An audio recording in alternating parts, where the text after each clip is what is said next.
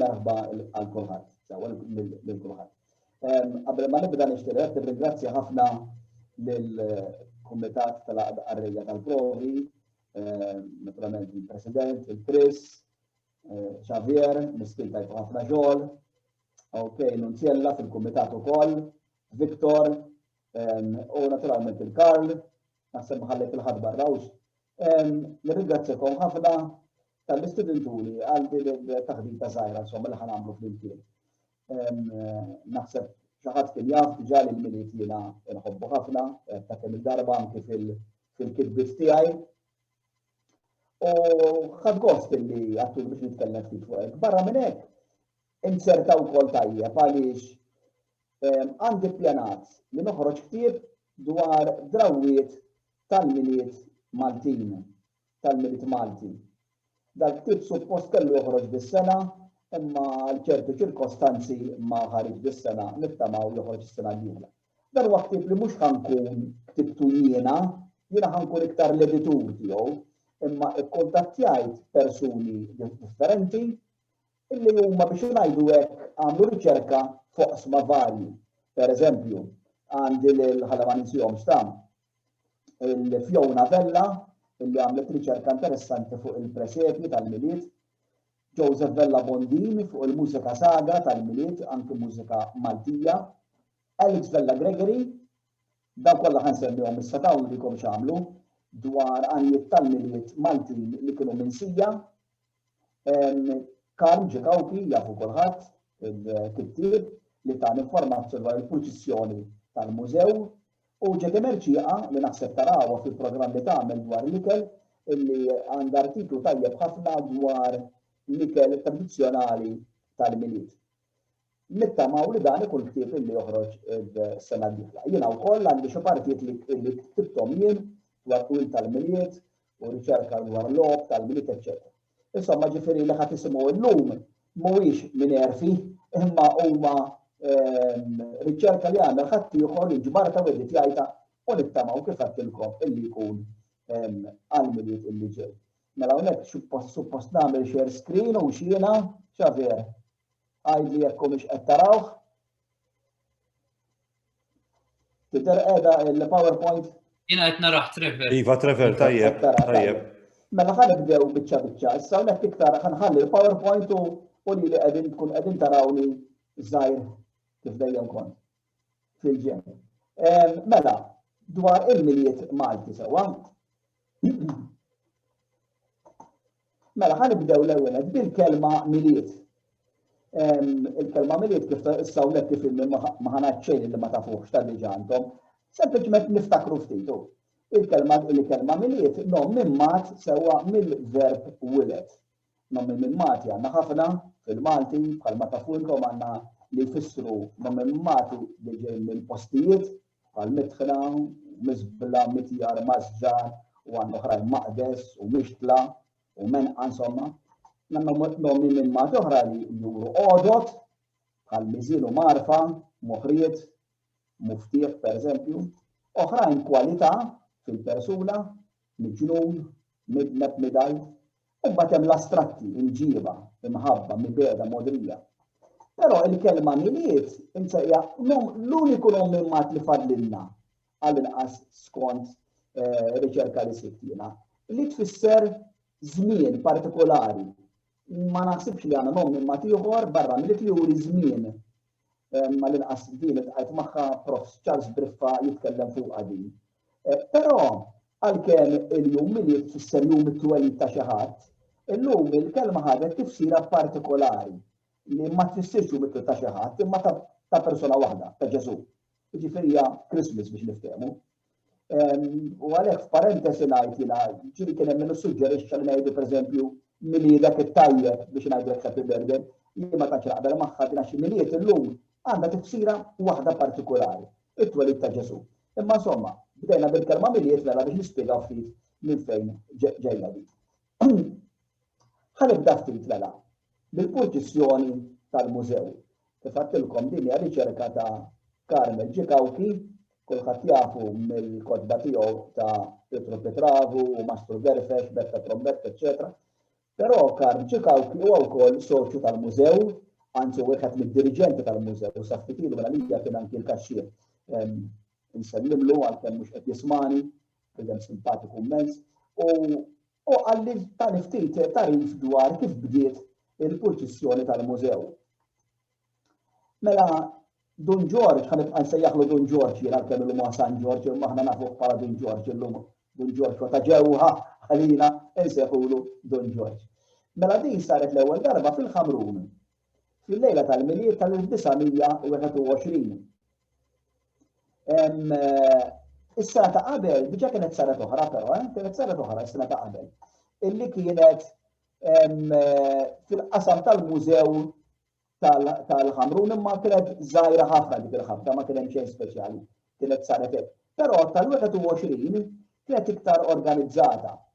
Imma jingħad li għalkemm kienet organizzata xorta bambin imdaqqas hekk li jista' jidher sew fit-triq ma kellhomx u kellhom jisselfu wieħed. U kienu marru għand patri Franġiskan, konventwali, patri Franġis Mikallef, tal-Prinsessa kollha ta' Ġiesu tal-Belt, u dan kellu jislifhom wieħed. Il-fatt taqqas maxtura ma kellhom hekk kif naraw illum iżommuha issa fuq l-ispallejn, imma kienu wieħed mis-soċi żammu f'idejh. Imma din l-ewwel purċissjoni għanqlet interess immens fost il-nies tal-Ħamrun u l-akkwati li għaddew minnhom, tant li fl-aħħar ta' darqa is-snin ta' wara infirxet mal-bitul irħula ta' Malta kollha kemm. Kien joħorġu naturalment bil-fanali u bix-xamat jixelu u kien ikollhom anke fanali bil-gass u bil-batterija u kien ikollhom ukoll dawn it-tabelli kif qed taraw fl-istamp hemmhekk hemm xi minnhom nissaħħmilkom iżjed tard. Bikli naħut li Bibja mill-Vanġel ġifieri. Dawn kienu jxeluhom bix-xemat dik il-ħabta. Illum dil-purċissjoni mhux biss Malta qed issir imma kull fejn tal-mużew għandhom il-ferat tagħhom barra minn Malta qiegħda ssir ukoll fil-Awstralja u l-Albanija, l-Ingilterra, l-Polonja, l-Peru, l-Kenja, Kuba. Id-disgrazzja ta' fuxili però illi minkejja qed issir f'dan il-pajjiżi, imma f'Malta ċerti li twiequla il-mużew qed jispiċċa għax m'għandhomx biżejjed soċji biex ikun jistgħu jmorru jagħmlu d-dottrina f'dal postijiet, allura fejn il-fera tagħlaq il-purċissjoni ma ssirx. U din hija veru ħasra għax il-purċissjoni tal-Milied tal-mużew hija waħda mit-tradizzjonijiet biex jinsħu hekk li hija tagħna 100%. Issa dawn il-tabelli, dawn iż-żejtun aħna nsejħulhom trasparenti u naf li postijiet oħra jsejħulhom hekk ukoll. Imma hawn xi bitħul għandhom ismijiet oħra lihom. Il-kelma trasparenti ovvja ġejjax il-kitba tkun miktuba b'mod trasparenti qisha li tidher dawn kienu jkunu bix-xema qabel. Jekk tistgħu tarawha tajjeb dik għandha issa fetħa fuq żgħira hemmhekk. Issu tiċrita biex hemmhekk l-arja sħuna titla' l fuq naturalment u ma tisħonx tant illi taqbad sewwa. U dawn kienu jkunu żbiet immens. Fit-tfuliti jiena qed immur issa l-ħamsinijiet, iż-żejtun il-fera tal-mużew kienet organizzata tajjeb ħafna. Kienet issir purċissjoni kbira sabiħa immens. Jien niftakar lejlet il-Milied ma kienx ikun lejlet il-Milied tassew jekk ma narawx din il-purċissjoni. Niftakar l-lom tkun fl-ċina s-sajja tgħid nara malli tkun ġew purċissjoni għajtuli ta' għaliex ma nitlifix. U nħorġu wkoll fil-gallerija biex naraw il-purċissjoni.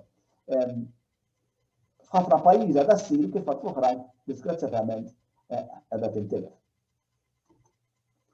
Tanti hija magħrufa l-purċissjoni tal-mużew li anki il-Posta ta' Malta meta ħarġet bolli tal-Milied għal 3 snin ħarġet fil-bolla kien hemm illustrata l-purċissjoni kif qed taraw il-bolla tas-70, 81, 95 għandna wkoll illustrazzjoni hemmhekk tal-purċissjoni. L-ewwel waħda tal-70 hija xogħol ta' Cremona, ta' Envin Cremona.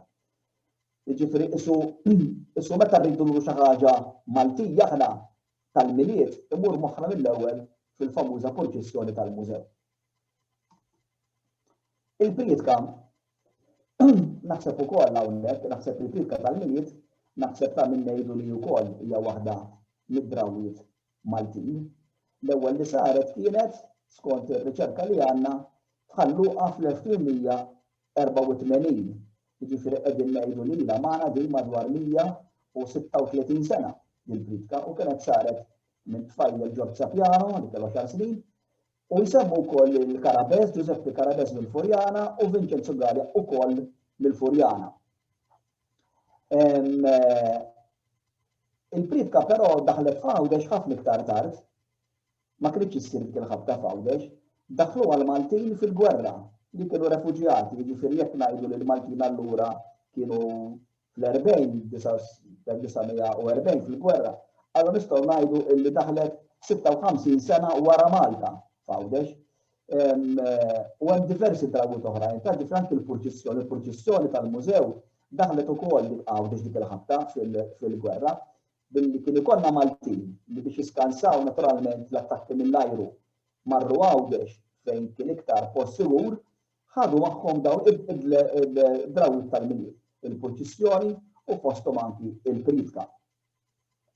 Fuq il-politika ta' min ngħid ukoll illi tradizzjonalment issir minn tifel, sewwa minn tifel.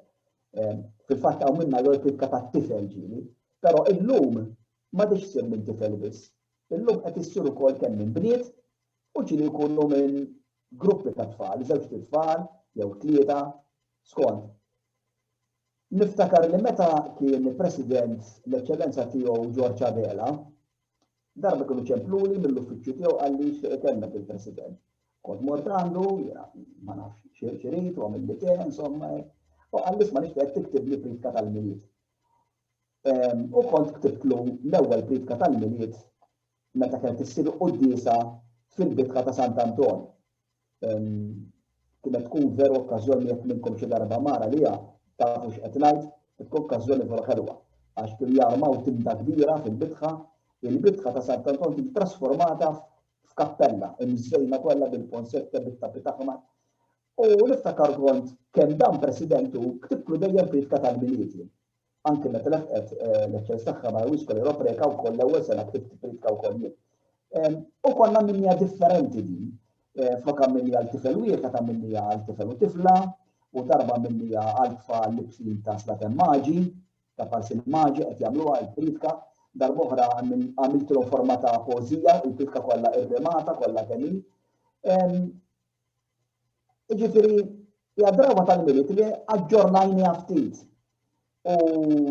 U din tiġri ħafna fid-Drawwiet, mhux tal-Milied biss, fid-Drawwiet naħseb kollha. Il-Drawwiet jiġu aġġornati, jiġifieri ikunu iktar relevanti għaż-żminijiet li qed ngħixu fihom issa. U waqt li qabel il-Knisja kienet dominata mill-irġiel, mis-subien, issa qed jidħlu n-nisa wkoll. Għaliex le ma jkollix ukoll il-politika flok tat-tifel tkun ta' tfal li jkunu kemm tifel u tifla. Jekk jista' jkun xi ħadd minnkom ikun jixtieq li jkollu bżonn jagħmel użu minn xi politika minn dawn kemm tiktbuli tibatuli email u nibatilkom. Fil-fatt dal-politiki tajthom il-ħafna parroċċina biex jagħmluhom. Niftakar politika minnhom kellna issa sorpriża fiha għaliex ktibta li t-tifla jkunu tifel u tifla l-qaħwa. U t-tifla kif tibda ta' farsi titfixkel u tieqaf. U n-nisba l-għawa fil-fatt dew ċaqxpula biex jinkoraġġuha speċi. U batku għedila, tara ma t-tlek xira li ma studjajtiex, mux ħanamlu għad is-sena, ħanaqgħu ta' ċajt. U jibdew jiddiskutu u d-diskussja tagħhom tkun propja il-politika. U tispeċimedilhom lill-udjenza tifilhom skużawna se oħra nisper nagħmlukom politika sura ta' nies. Insomma biex ikun hemm ċajta matul il-politika. Qed insemmihom dawn biex nuri illi drawwiet antiki tagħna jistgħu u naħseb importanti kultant jiġu modifikati għaż-żminijiet. Għax bekk tibqa' ħajja, għax ikella tiġi skaduta, ma tibqax iktar relevanti. U naħseb li bekk naġġornawhom dawn. Fil-fatt, drawwiet li nqisuhom Maltin, pereżempju l-ġimgħa kbira, il-Karnival. Ngħidhom Maltin dawn huma tradizzjonijiet imma dawn ġibrihom minn x'imkien aħna dawn. Ħadnihom ġifier kif tafulhom il-purċissjoni tal-ġimgħa kbira minn Spanja, f'ism il-Kavallieri u l-istess il-Karnival.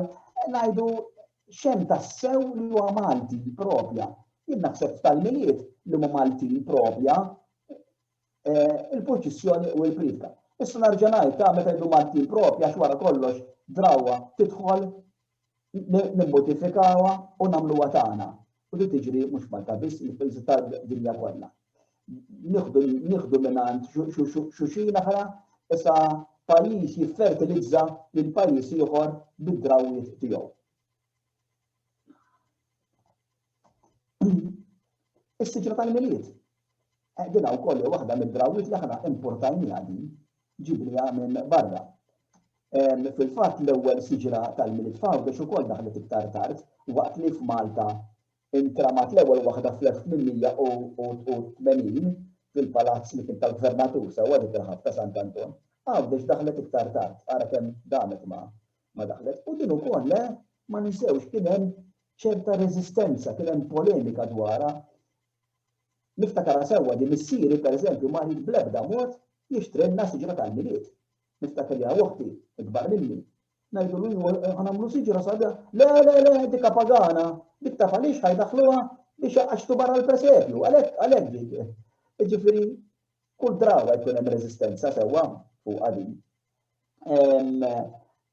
U niftakarna nokorburi għaw uħti biex u bad bil-mod il-mod meħat jinduna illi il-presepju, il-Christmas trees jistgħu jgħixu simultanjament fl-imkien.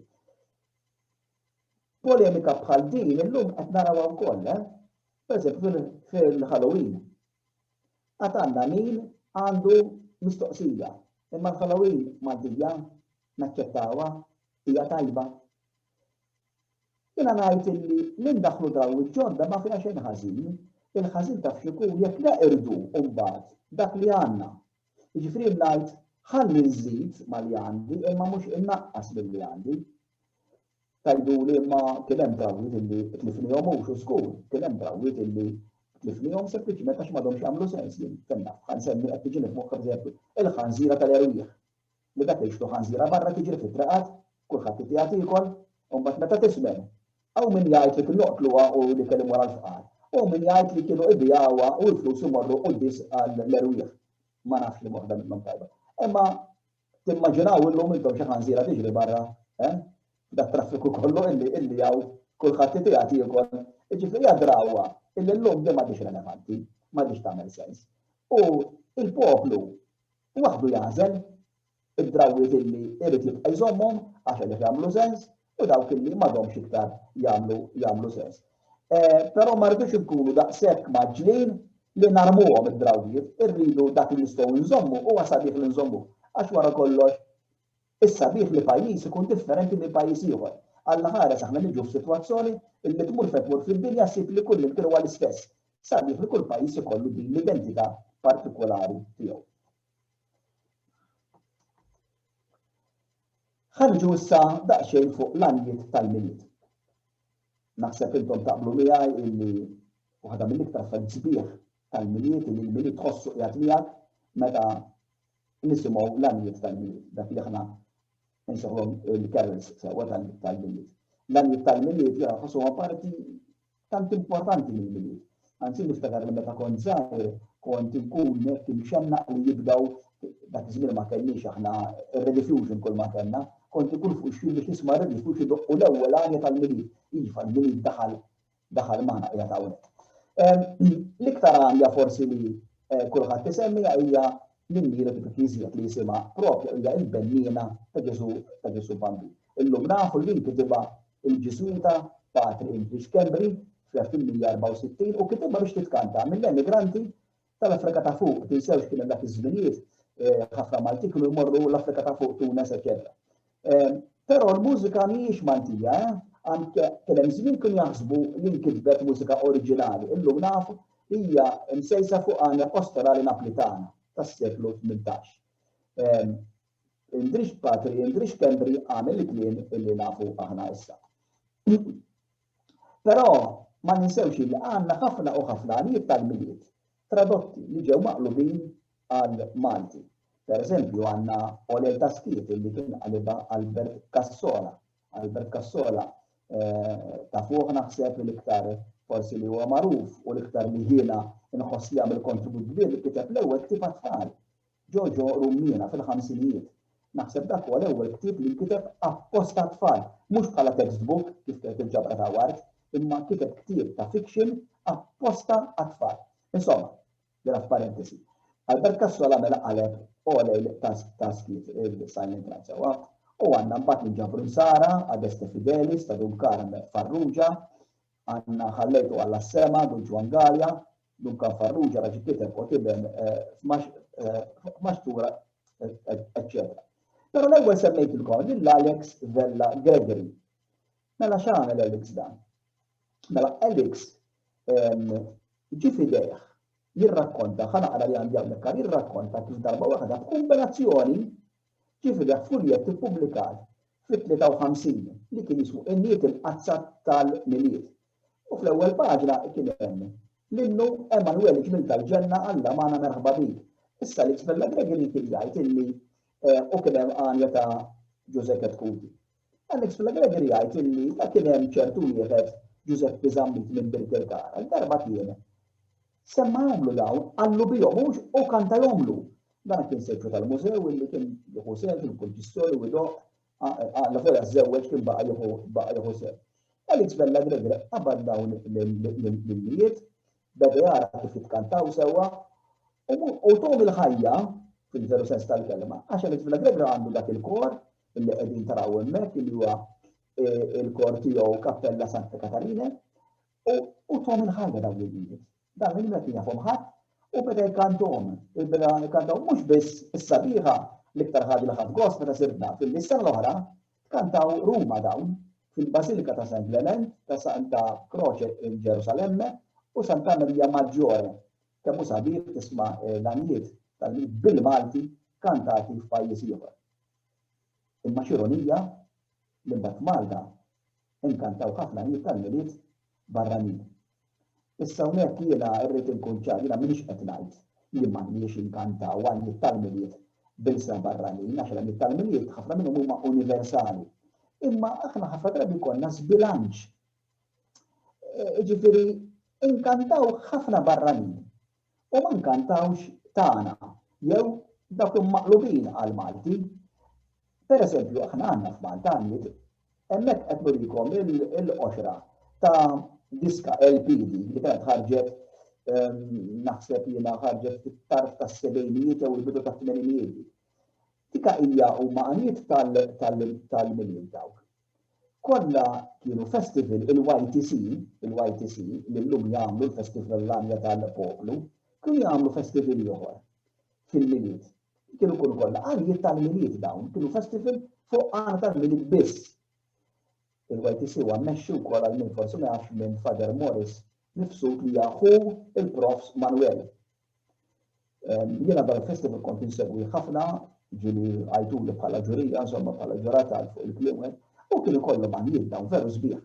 U ħaġa sabiħ li dawn inġabru xogħol minnhom mhux kollha ta' għażla minnhom f'din l-LP. Min għalija però m'iniex ċerta hawnhekk li din saret ukoll CD mbagħad wara, però m'iniex ċert fuqha. Hemm għanijiet sbieħ ġifieri dawn issa huwa mużika oriġinali wkoll, mhux biss il-lirika, il-mużika oriġinali ta' kantawturi Malti. Il-Greenfields ukoll kienu ħarġu din kartolini u rigali. Li din kontajthom ħafna għanijiet li ktibtina fiha din u hemm diversi minnhom. Però mhumiex kollha mużika oriġinali, xuħud minnhom huma mużika kif ngħidilkom issa li jiena qlibthom għal Malti fuq melodiji barranin sewwa. U fit-tmenijiet jiena kont ħriġt ukoll din kienet kasett dik il-ħabta ma ftit ilu din għamilniha CD, dawar li CD. Kanzunetti tal-tfal, klib tiegħi mużika ta' Senigalja. Imma fihom hemm 3 kanzunetti tal-Milied ukoll.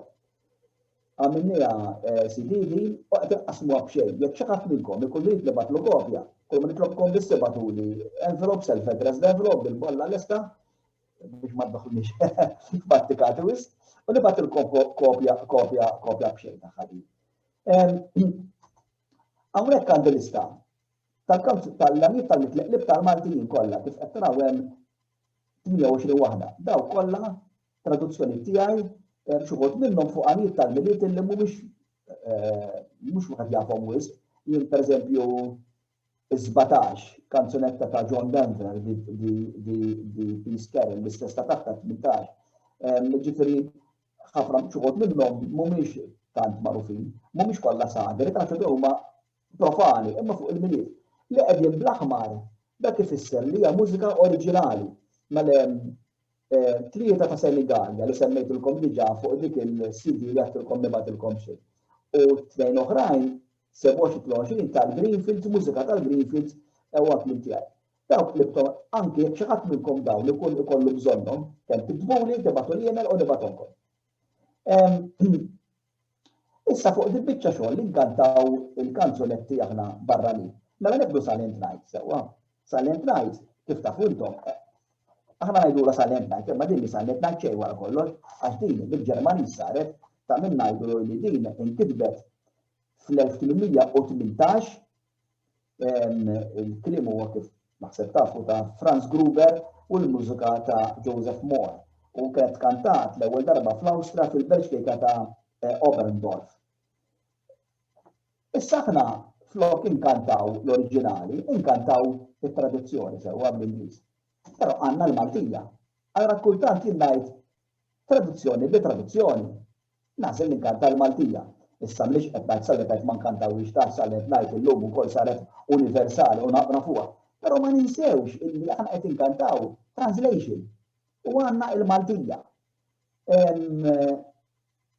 Qed niftakar hawnhekk meta snin ilu darba kont mort għal serata ta' qabel qudies tal-Milied għaw parroċċi li għamlu dak li jgħidu carol service li għamlu ġifieri kunċert ta' kant. U darba mort f'parroċċa, naħdar ma nsemmix fejn, u veru dispeċili illi il-kant kien kollu għandi tal-Milied bl-Ingliż. Jekk kantaw 15 il-waħda, 14 bl-Ingliż u waħda biss bil-Malti. U tafu x'kienet il-waħda bil-Malti? Naħseb qed taħsbu li la tibtih il-leħ. Traduzzjoni ta' Tuxelli dall-Estelle. Issa jekk hawn tal-Milied. Tipikament Taljana hija Tuxelli dall-Estelle dawn kantawha bil-Malti. Ġifieri allura minn 15 l-għani tal-Milied tagħmel waħda biss bil-Malti, meta bil-Malti għandna ħafna, għandna għażla kemm irridu. Jiena naħseb illi anki f'dil ħaġa maħniex konxi kemm għandna aħna rikkezza wkoll ta' għandiet tal-Milied bil-Malti. Issa jekk hux oriġinali jew tradotti dik ħaġa oħra. L-oriġinali Silent Night tradotta kullu. Ħaddu ftit issa fuq l-għana u d-daq folkloristiku. Mela s'issa tkellimna fuq għana tal-Milied li mhux folkloristiku huma il-carols ħanus il-kelma biex niftehmu. Imma issa għandna l-għana u d-daq folkloristiku. Id-daq taż-żaq bħala strument pastorali u marbut ħafna mal-fest tal-Milied. Lejlet il-Milied qabel qudies ta' nofs il-lejl, ħafna daqqaqa kien joħorġu jduru it-traqat idoqqu ż-żaq, il-kitarri u t-tambur. It-tfal ġili kien doqqu l-qrajna xil-qrajna qar nara bħal dak li qed taraw fit-tarf taż-żaq. Kien ikun qar ta' xi baqri jew barri u aħrulu bedbut fit-tarf u idoqqu qed idoqqu ħor ta' karozza insomma. U jagħmlu ħafna ħosseb biex jieħdu għożbir. Però s-sabiħa kienet illi kien hemm drawwa li kien jidħlu ġol-Knisja. Idoqqu ż-żaq, jitilgħu fuq il-Presbiterju hekk quddiem l-altar u jdoqqu xi għanijiet tradizzjonali. Nieħu gost meta sirt naf illi hawn xi parroċċi qed jagħmluha din. Issa, dispeċini sekta fejn niftakar darba kont qed nagħmel diskors simili bħal dan fi-skola u kien hemm assis għalli fil-parroċċja tagħna qegħdin nagħmluha. M'iniex ċert fejn kien għalli insejt fejn. Imma nieħu gost illi din nara drawwa li qiegħda ssir. Għax id-daq taż-żaq, iż-żaq bħala strument li huwa rods, huwa strument raff ħafna għax dana ma tmux tixtrih minn xi ħanut tal-istrumenti imma trid tagħmlu inti. Allura hija drawwa sabiħa tal-ħoss taż-żaq tant fakkarna wkoll isu marbut ma' dawn iż-żminijiet. Qed titkellmu fuq iż-żaq ta' min ngħidu wkoll hawnhekk illi aħna Malta billi aħna pajjiż tant żgħir. Faċli nitilfu ċertu tradizzjonijiet u folklor illi ikollna għaliex. Għax pajjiż żgħir jista' jkun li jkollok drawwa. Tispiċċa u jibqa' persuna waħda li jafa. U jekk dan xjelli mal ħaddieħor tmut. U fiż-żaq qed jiġrilna. Mela iż-żaq kif għattilkom ma tmux f'ħanut u tixtriha, trid tagħmilha inti jew tafil xi ħadd li jagħmel ilek. Ġużi Gatt li tafuh intom naħseb fl-laqta tal-folklor u t-tifel tiegħi Ruben kienu għamlu riċerka fuq iż-żaq. U rnexxilhom isibu li l-aħħar bniedem kien jgħidulu ħammarun li kien jaf kif jagħmel żaq li tagħmelha bil-ċil ta' oġol, jew ta' ħaruf, jew ta' gidi. U hemm il-proċess kif jaqalaw l-għadam minn ġewwa li ma joqgħodu attenti ma jtaqbuhiex, jillewwa bil-ġie, insomma, hemm proċess komplikat kif issir. U dan għallimhom kif issir iż-żaq. Is-sena ta' wara miet. Ifirli kieku dawn kienu sena tard, ma kienu kun jaf ħadd iż-żaq kif issir. Kieku aħna konna pajjiż kbir jien naf ta' xi 10 miljun ruħ għall-inqas, tajt ma jibqax bdew wieħed, jibqgħu mijiet u sakemm imutu l-mijiet jibqgħu jarmu oħrajn. Imma aħna pajjiż żgħir faċli ħafna nitilfu dawn id-draw għalhekk huwa sabiħ li ssir ir-riċerka. U r-riċerka ma tibqax magħluqa ġo ktieb imma tgħaddi għand ħaddieħor u għand ħaddieħor. Ħalli nibżgħu għal dawn id-drawwiet żbieħ tagħna. U issa ħaniġu għar-riċerka li għamel Joseph Ella Bondin. Joseph Ella Bondin dak kif semmejtilkom sikteb fuq il-mużika sagra issa hawnhekk tal-Milied.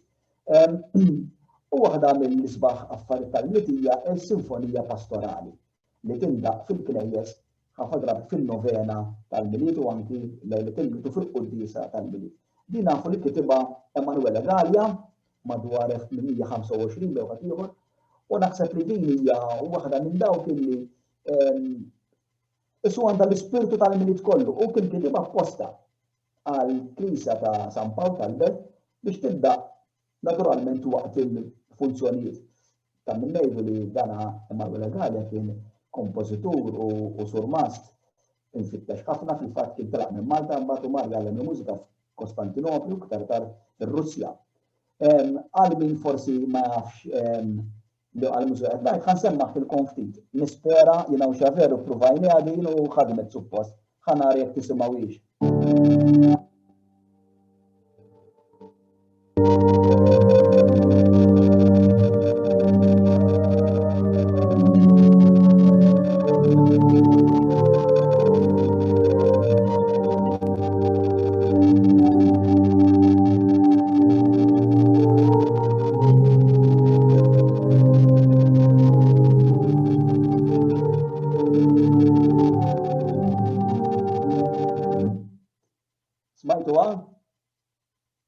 Istematux, alla, tajjeb.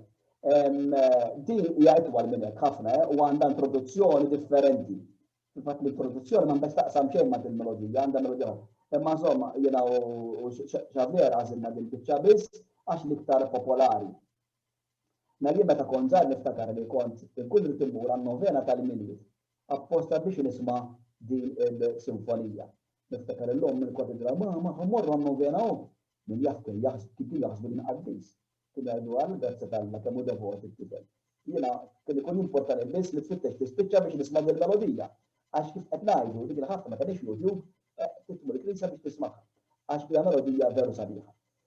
U l-istess hija xi ħaġa Maltija, xi ħaġa li mhux xi ħadd sab il-mużika lesta imma dik ġiet maħluqa propju għall-Milied. Fil-fatt Joseph Ella Bondin illi huwa riċerkatur kbir fuq il-mużika jgħid probabbli li fil-wirt mużikal ta' pajjiżna minn nebda xogħol aktar melodjuż minn il-kreazzjoni nnebħa li tirrappreżenta t-twelid tal-Messija. U naqbel miegħu għaliex veru li l-mużika intrabtet ħafna mad-drawwiet mal-Milied Malti. Ħaniġu s-saftit fuq il-presepju, naturalment naħseb forsi qed jgħidu meta ħajsemmi il-presepju, għax il-presepju wkoll huwa waħda mill-drawwiet tagħna ukoll huwa Malti, mhux Malti fil-presepju beda pajjiżi oħrajn, imma aħna llum għamilna tagħna bil-kbir.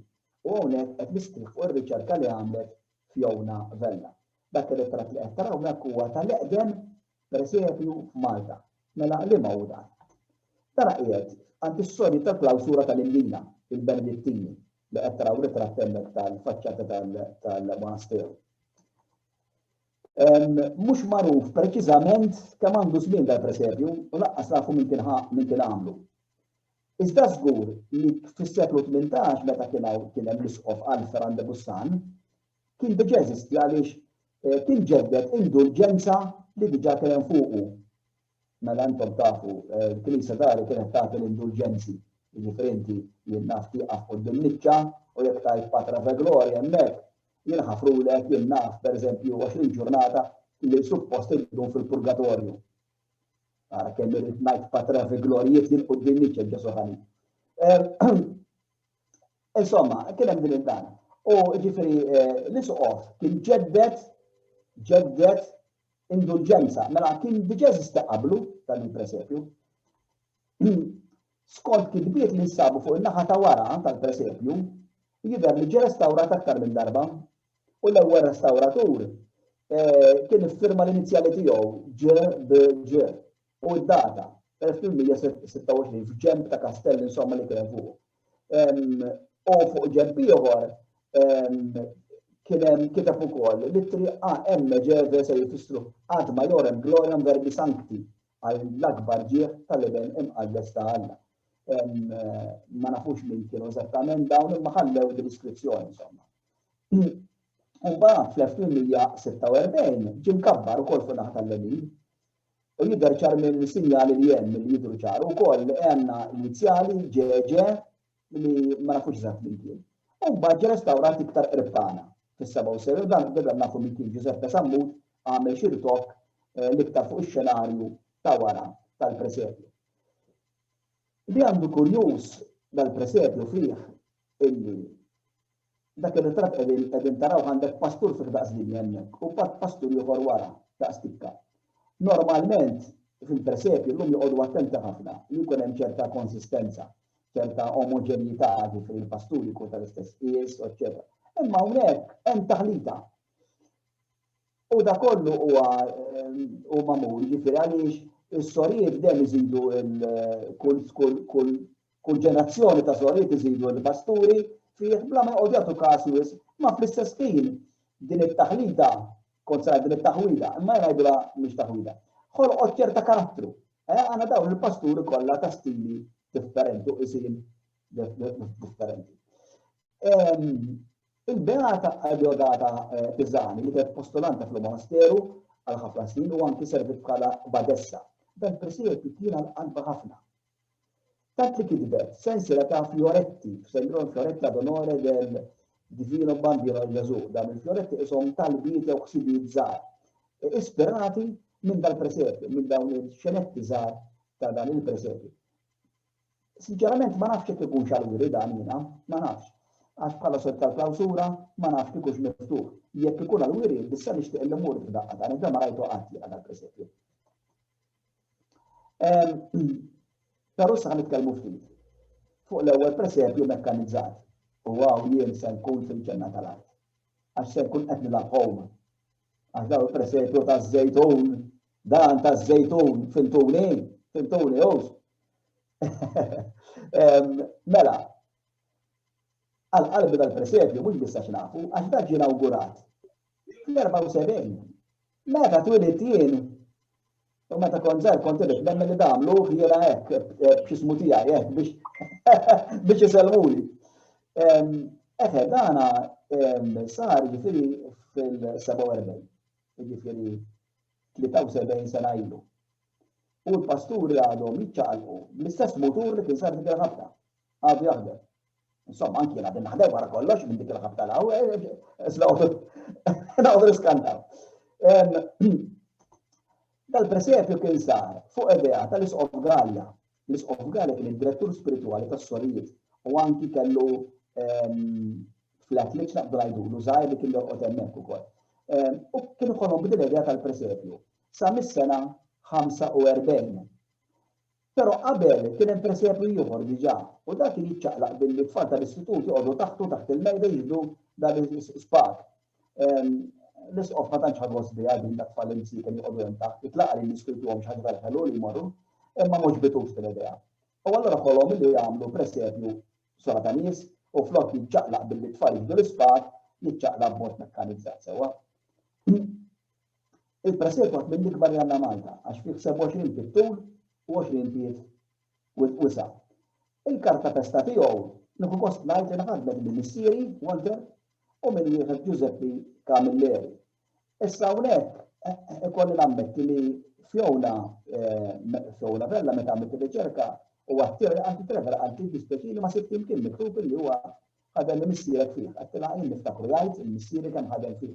Ma insomma, il-kelma tiegħi llum bissem jiġifieri emnu jekk tridu. Imma naqti lkom missieri x'kien jgħid. Ma Fjona qalt li imkien ma sibta. U x-xogħol tal-mekkaniżmu tiegħu kien sar minn ċertu Paolo Pavija li l-isqof kien it-tiju tiegħu. U da Paolo Pavija baqa' sa ma xjaħ jieħu ħsieb il-mekkaniżmu tiegħu għax taf intu ħsarat ikun hemm dejjem xi molol tal-pasturi mhux jaħdmu u kien kull sena jidħol hemm taħt għax tidħol taħt isu taħt palk biex tirranġhom dawn miskin kien jidħol hemmhekk illum dax-xogħol ukoll qed isir minn neputijiet ta' Pavija issa. Jiġifieri u l-presepu ftit ilu ġie restawrat, morru waraw laħwa, morru ż-żejtun nisimgħu minni u waraw. Dan ikun għal-wiri, mhux patat għal-sura, m'għandkom skuża, ikun għal-wiri dan. Fih 80 pastur kollox dan mekkanizzat. U dana mhux biss fih ix-xena tat-twelid ta' Ġesu, imma fih ġrajiet mill-Bibbja fih. Pereżempju għandna it-tħabbira tal-Anġlu, iż-żjara ta' Marija u Elisabetta, il-preżentazzjoni fit-Tempju u dik l-istampa li qed taraw il-ħarba għall-Eġittu. Meta ġie inawgurat dan kien għamel ħoss kbir ma' Malta kollha. Tant li kellhom jseħħu l-pulizija biex iżommu nies fil-pju bil-folla li marret bla ma ħadd kien qiegħed. Dar dak kien jiftaħ fis-16 ta' Diċembru, fil-birthday tiegħi, 16 ta' Diċembru. U kien jibqa' sa 2 ta' Frar għaliex liturġikament il-Milied skont il-liturġija tal-Knisja jispiċċa l-festa fit-2 ta' Frar jieqfu l-festa tal-Milied. Illum idum biss naturalment sa trere. Hawnhekk ta' minn ngħid illi fuq nota personali. Illi jiena kelli t-sija tiegħi soru li kienet soru f'dan l-istess istitut suwar Pija, oħt ommi. Fi żmien tal-Avvent u r-Randan ma konniex nistgħu mmorru inżuruhom għax kien ikun żmien ta' sagrifiċċju ta' support is-Sorjiet ma jkollhomx visti. Aħna konna mmorru darba f'xejn narawhom jew bil-parlatorju, meta s-Sorjiet kollha jiġu l-raba tagħhom ikellmuhom. Imma fi żmien l-Avvent u r-Randan ma nkellmuhomx konna dawn xejn għax huwa żmien ta' sagrifiċċju. Imma bil-presepe kien ikun miftuħ u t-sija soru kienet tkun ġili għassa mal-presepe. U għommi kif tajdilna mmorru da, ħajraw l-sija Pija. Ġifieri ma kkunux nagħdu il-biet nagħdu it-tiegħu. U s-soru kienet tkun hemm bil-qampira f'idejha biex meta n-nies jidħlu jaraw il-presepe u meta jitħossi li raw biżżejjed iċċempel biex joħorġu u jidħol grupp ieħor. Però meta kont żgħira wkoll bħalma tilkom fuq il-proċessjoni tal-Bajlankidin ma jistax ikun illi jiġi l-Milied u ma mmorrux nagħmlu il-presepju tal-istitut kif konna nsejħu. Però fis-sala tal-presepju mela għandek naħa il-presepju. Faċċata tiegħu niftakar li kien hemm inkwatru ras tal-aċċjom kollu dem. Jien kont ngħid imma dan mhux sew, meta kont tifel kont ngħid dan mhux sew, naħa għandek il-presepju naħa issu xi ħadd qed jgħidu l-bambina għax hemm l-estalik la tikber. Illum l-aħħar li mort narah ma kienx hemm, naħseb hemm xi soru li qablek miegħi u għarbuh dan hemmhekk. Il-pasturi, ħa nitkellmu stessa fuq il-pasturi, mhux fuq il-pasturi mekkaniċi. Nafx irid ngħid qabel kont se ninsa. Illum il-presepju dana taż-żejtun il-pasturi ċaqalqu però ma jimxux jibqgħu fejn huma. Il-firti tara l-ħmara miexa ta' tibsaqajja ma miskela tibqa' fejn tkun, running on the spot. Illum qed isiru presepi mekkanizzati illi l-pasturi ċaqalqu jimxu minn post għal ieħor. Jiena dilettant ta' dal-affarijiet u kien hemm żmien kont toqgħod induru. U hemm presepi veru sbieħ il-pasturi però jimxu min-naħa l-oħra. Wieħed partikolari rebaħ il-kompetizzjoni kelli darba huwa tal-Gargur, però ilu ma jintra ftit issa. Tal-Gargur mhux biss inti qed tara l-pasturi jimxu, qed tisma' r-rakkont u audio l-effetti tara sound effects, il-mużika. Sena minnhom kien bix-xita nieżla. Jiġifieri jsir il-maltempata u tara x-xita nieżla. Qed attallim ovvjament ma tiġix fuq il-persepju tal-loħsar, imma ilma, propju ilma niżel. U bis-sajjetti bil-bera u l-anġlu jitla tar-raja. Illum qed isiru presepji sbieħ immens. Anki l-materjal illum inbidel, dar kien ikun tal-kartapesta. X'kienet kull kartapesta? Karti aktar tas-siment, tal-ixker tas-siment, jew gazzetti ġol kollha. Illum hemm il-ġeblew. Illum il-ġeblew huwa materjal li taħdem bih isbaħ, itik ċertu texture isbaħ tal-blat, tista' timmudella iżjed bih. U dak kollu dovut għal ħbieb tal-presepju, għaqda li qed tagħmel ħafna ġid. Għaliex mhux biss iżżomm ħalli l-presepju, imma tgħallem bit-tfal ukoll u l-żgħażagħ kif jinbnew il-presepju u x'huma l-karatteristiċi li tittoqgħod attent u kif jinżebaħ il-presepju.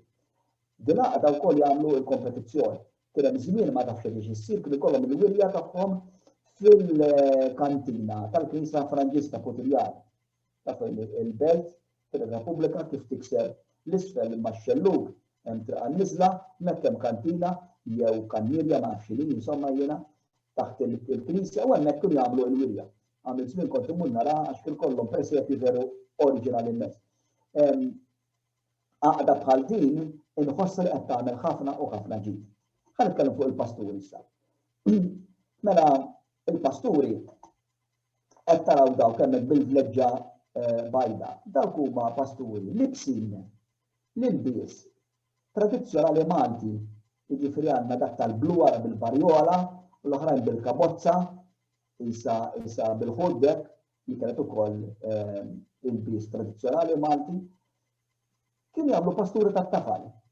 Wara ilbsuhom Maltin. Imma San Giuseppe u l-Madonna dawk jibqgħu imlibsin bil-bies ta' Betlem ħansejħu l iżomm kif huma kienu jaħsbu li jkun ta' Betlem. Il-Madonna qatt ma kienu San Giuseppe ilbsuhom bil-bies tal-Maltin, ħalluhom hekk. Barra minn hekk il-pasturi wkoll ħafna minnhom kellhom l-ismijiet tagħhom, pereżempju għandna ir-rieqed jew l-għażien. U mbagħad għandna wkoll l-adoratur. Adoratur għax qiegħed arku b'tek ikun jadura lil Bambi sewwa. U kellna oħrajn l-għaġeb, ix-xabbatur li kien ikun fuq l-ar qed jixxabbat qed jittawwal biex jara l-Bambi minn fuq l-ar. Għax kien jgħidulna meta kont kien jistħi ħafna dan u naħseb iktar jaqgħu kan fuq imma insomma. U flok marġu rotta għati xabbat biex jittawal. L-annejja kien ikun żewġ pasturi maqudin fl-imkien isom pastur wieħed. Żewġ figuri però qegħdin janqu l-xuxinek u wieħed iżomm mill-ieħor, idhom maħalqhom biex kif jagħmlu l-annejja meta jagħmlu. U mbagħad il-mara bil-ġarra fuq rasa. Din kien ikun hemm l-istess forma u daqqa la ġarra fuq rasa u daqqa qara ħamra u daqqa sorra bil-qamħ bil-tqil. U jisbaw mod jismu differenti. Tal-pasturi kienu jkunu raffi ħafna, rozzi.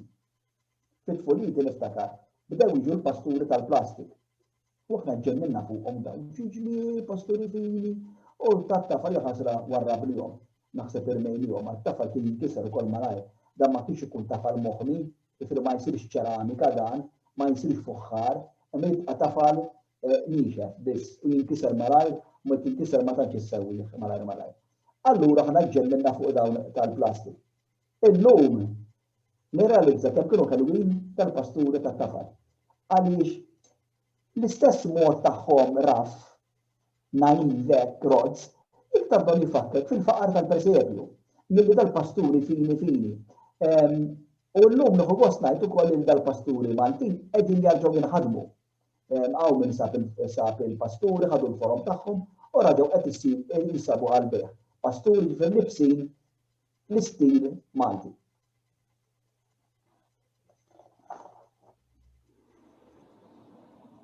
Sewa. U issa ħa niġi ftit fuq it-tiżjien fit-traqat. Illum mod speċjali millu għandna l-kunsilli lokali, kważi kull belt u raħal ishom jidħlu f'kompetizzjoni u anke ssir kompetizzjoni vera. Min iżejjel l-isbaħ jismu. Ukoll fit-tfuliti niftakar li l-kuntanti dispeċifi. Kont ngħid ara naqra fil-festa ta' Santa Katarina jżejlu kull imkien. Festa ta' Qaddisa. U mbagħad il-festa tal-Ibent Alla ma jżejjel ħadd. Forse xi kont tifissat fuq il-Milied insomma. U darba niftakar iż-żejtun kienu xi ħadd tiddeċida l-siġar tal-pjazza jagħmlu ftit bozzot fihom u jien tlajt fis-seba' ġiġli żejnu bil-ġismu. Illum qed naraw daw it-tiżjil fit-traqat u l-iktar il-belt u l-faċċati wkoll ta' każini, pereżempju hawn qed taraw. Hija ħaġa sabiħa din. Imma jien nixtieq nara iktar il-karattru Malti f'dan it-tiżjil, tgħidu li kif. Pereżempju dawn il-pasturi li qegħdin ġil jintramaw fir-roundabouts u hekk. Ħaġa sabiħa li jsiru, imma ġew kif ikollna flok il-maġi biss ikollna tal-pasturi li semmejna ftit ilu, l-annejja, taż-żaqq u tat-tambur. M'għandu kol għamil ċidi simxin kien hawnhekk. Kull jidher anki forsi għandu forma ta' preżepju iktar. Għaliex dal-ftit li għandna m'għandniex ħafna affarijiet aħna Malti, dal-ftit li għandna ma ta' min nibżgħu għalihom u li kieku aħna fit-traqat barra raw tiżjin sabiħ artistikament. Naraw ukoll tiżjin li b'xi mod joqrob lejn xi affarijiet Maltin li għandna tagħna, naħseb ikun wisq isbaħ ara kieku konna pasturi pereżempju xi ħaġa taż-żaqq u tat-tambur pereżempju u libsin kif kien ikunu libsin il-pasturi Maltin. Naħseb li dawn ta' minna tu każ. U importanti wkoll li ma niġħdux il-wirt Kristjan tagħna. Issa din jiena hawnhekk m'iniex qed ngħidha bħala reliġjon, bħala dottrina, dik hija ħaġa oħra. Dik ma nidħolx fiha jiena. Jiena qed ngħid bħala kultura. Għaliex? Għaliex il-kultura Ewropea hija maġuna fil-Kristjaneżmu. Jiġifieri jiena ma nistaqat napprezza pereżempju il-Michelangelo, il-Raffaello, il-Caravaggio, jekk jien ma nafdax ifissru, jekk jien ma tallimt sewwa il-kultura Kristjana. U jien kif ħanifhem lil Dante? Kif ħanifhmu l-Dante? Jekk jien ma nkunx naf il-kultura Kristjana. Jiġifieri lill-itfal nagħmluhom reliġjon tagħna. Tmur il-bogħod minn dak li temmen, issa mbagħad hemmen li trid. Tmur il-bogħod jiena qed bħala kultura hawnhekk. Jiġifieri jekk it-tfal aħna ma nagħmluhomx ir-reliġjon Kristjana qed iġġaħduhom mill-kultura Ewropea, mhux Maltija biss Ewropea. Għaliex immaġinaw pereżempju, immur jiena pereżempju l-Indja. Sewwa, u jien ma nafx xejn fuq il-Hindu fuq ir-reliġjon, u nidħol fil-mużewijiet tagħhom jew fuq il ġdida. Ma nafx ifissru, ma nkun naf xejn. X'qed nieħu qatra mir-rikkezza li jistgħu joffruli kieku jiena nkun naf sewwa r-reliġjon tagħhom, issa l-istess aħna. Jekk it-tfal tagħna se noqogħdu mħabba ħafna lil naf teoriji li nwarburhom ir-reliġjon mit-tagħlim tagħhom, qed intelfuhom mhux il-Kristjaneżmu bħala twemmin, qed intelfuhom il-kultura Ewropea artistika ta' pajjiżna u tal-Ewropa kollha kemm. Okay, wasalna l-irwiegel plural ta' regola. Interessanti din kelma, għandna ġifieri kelma regola, romanza, u tajja plural miksur. Bħalma qed nagħmlu aħna anki kliem Ingliż jinnaf. Kitla minn kettle ktili. Boots, buits. Nagħmlu ħafna sabiħa l-Malti jagħmilha. Insomma, dinha f'parentesi. Mela x'inhu ma dan l-imberki ir-rwiegel. Mela dawn kienu ibassru it-temp, kienu jemmnu illi il-ġranet mit-13 ta' Deċembru 24 jikkorrespondu għax-xhur tas-sena li tkun ġejja. Mela fit-13 ta' Deċembru ifisser Jannar. Mela, jekk fit-13 ta' Deċembru inserta kien riħ qawwi, mela jgħidulek Jannar ġej bir-riħ. Jekk l-14 ta' Deċembru inserta brazzi waqqas qatra xita, ħajkonna frar xott is-sena li ġejja, u kienu ibassru it-temp hekk. Naturalment ma kellhomx il-mezzi li għandna llum, mhux għax illum jaqtgħu tal, għax naħseb li morru żmerġ kultant iktar minn dawn imma insomma. Imma meta kien meqsin minn mezzi oħrajn kienu jemmnu fih. Anzi, meta kienu jridu jkunu preċiżi, kienu jaqbdu l-ġurnata partikulari, pereżempju 13 ta' Deċembru li tfisser Jannar, jaqsmu għal-ġurnata. Fuqatu 30 biċċa biex tikkorrespondi mal ġranet. U jekk l-ewwel pereżempju 3/4 tal-ġurnata kien ir-riħ, mela l-ewwel ta' Jannar se tkun bil-riħ. Hawn rabjem minnhom dawn, Hawn nagħdu iżommu għax tismejlek skont l-irwiegel Ottubru se jkun hekk.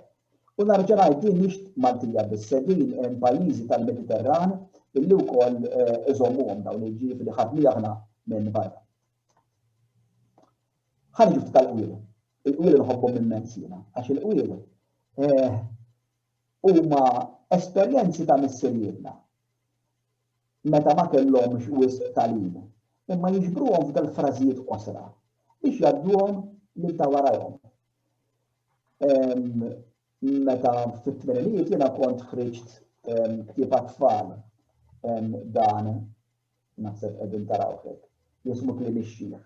Dan fih għandi ġifieri madwar 200 qawl għat-tfal u b'xi logħob dwar il-qwiel fil-fatt qed nitkellem fuq bħalissa jiena fi programm fuq il-net qed ikun hemm programm u darba f'ġimgħa qed nidher ma' tal-Irvella nitkellem dwar il-qwiel.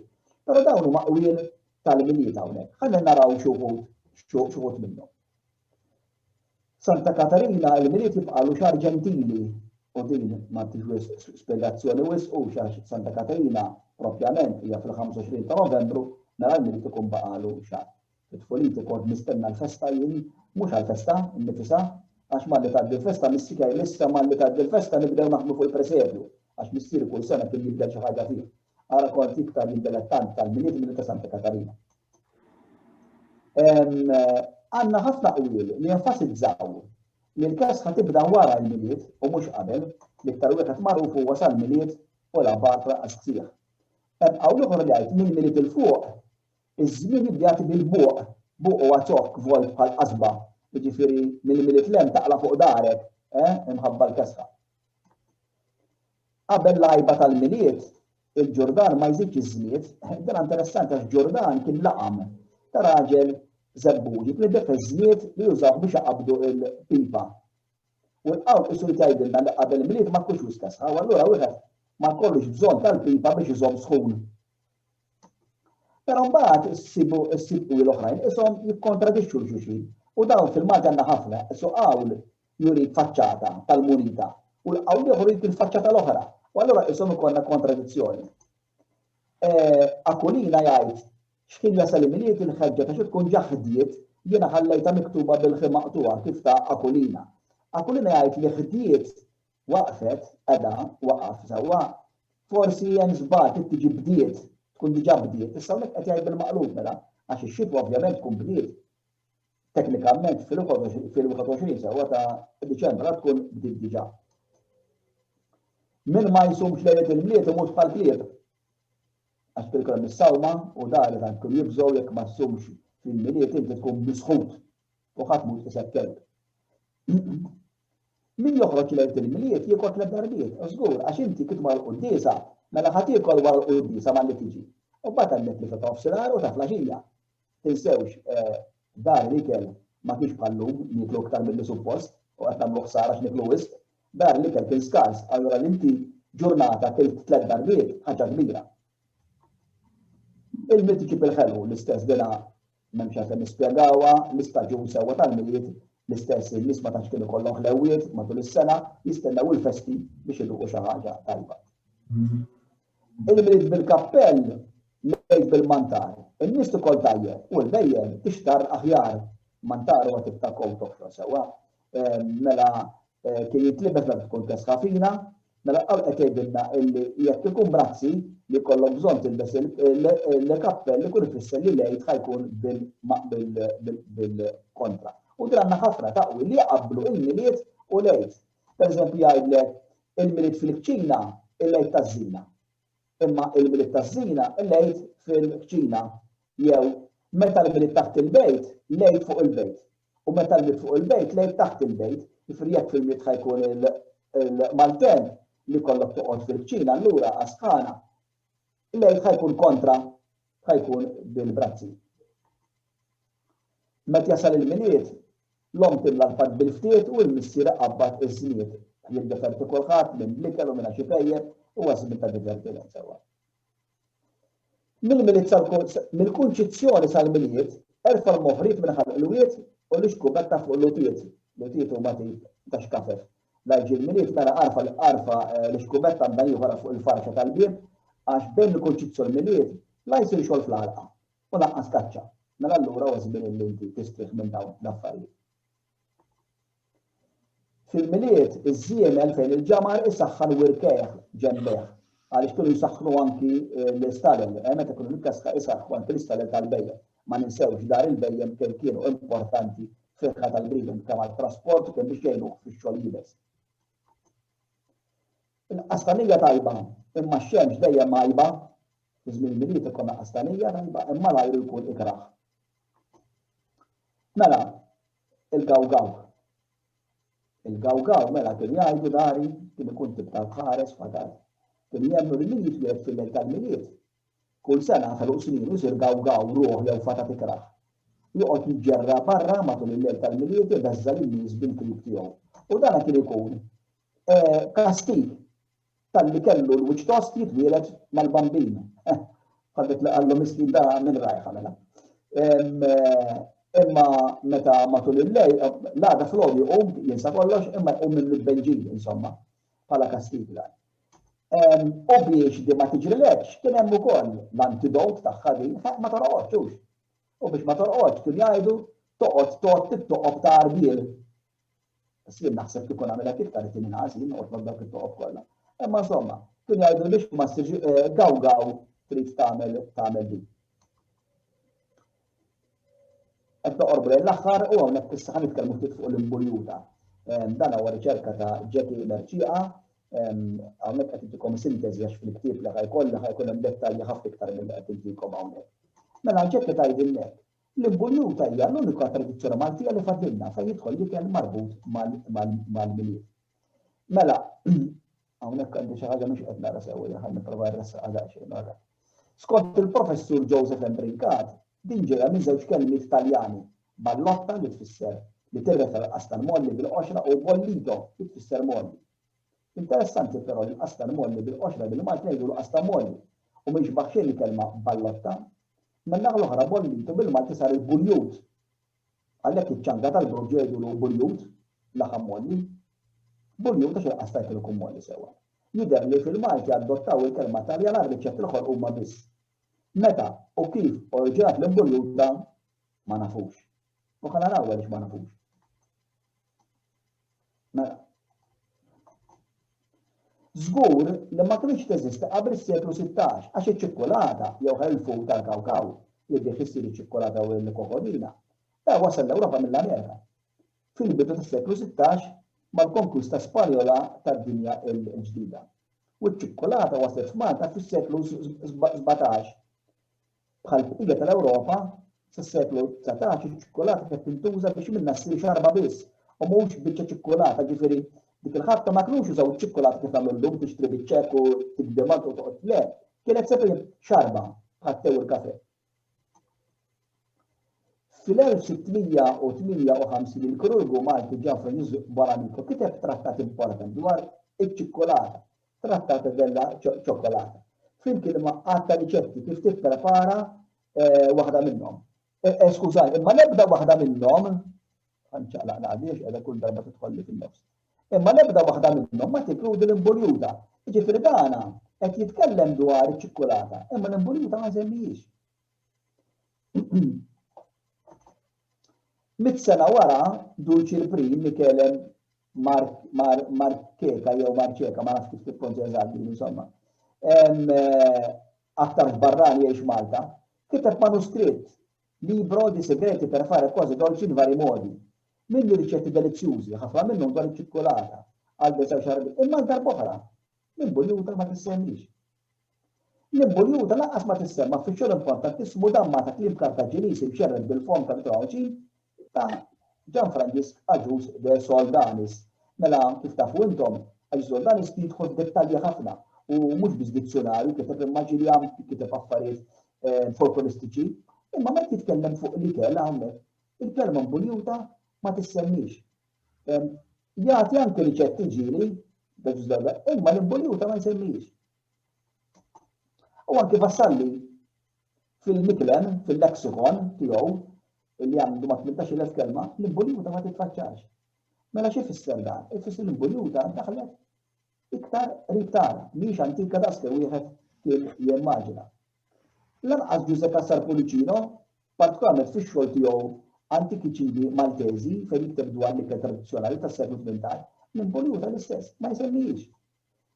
U fl-1894 ktieb tal-ċina miktub minn ELV, ma nafux minnu eżattament, għal-qasira ma nafx.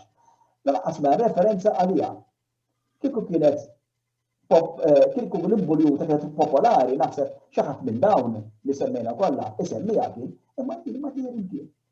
U din hija kurjuża. Il-fatt li meta semma mkien iwassalna biex nikkonkludu li l-involuta ma kienx teżisti qabel is-seklu 19, possibilment inqas qabel il-20. Issa anke il-prezz taċ-ċikkolati jidħol ukoll għaliex għax il-kawkaw kien ħafna flus. Il-produzzjoni kien baxxa. Fis-seklu 18, ara kemm interessanti din, il-prezz tal-kawkaw kien 36 skut għal kull 40 uqija ftit aktar minn kilo. Issa 46 skut il-paga ta' xarejn ta' mallen.